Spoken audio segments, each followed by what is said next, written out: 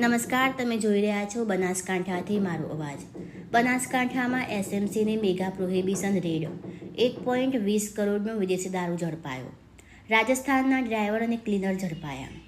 ગુજરાતમાં દારૂની હેરાફેરી સામે રાજ્ય મોનિટરિંગ સેલ આક્રમક કાર્યવાહી કરી રહી છે.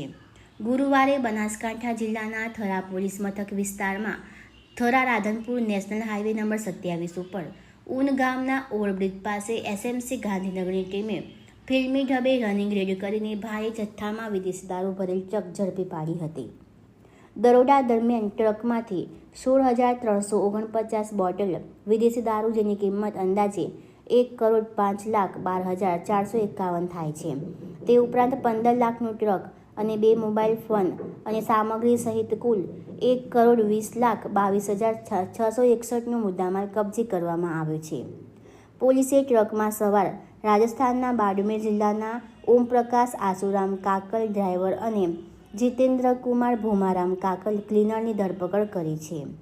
તપાસ દરમિયાન દારૂ સપ્લાય કરનાર હરીશ સોનારામ કુકાના રહે સોડિયાર બાડમેરનું નામ ખુલ્યું છે.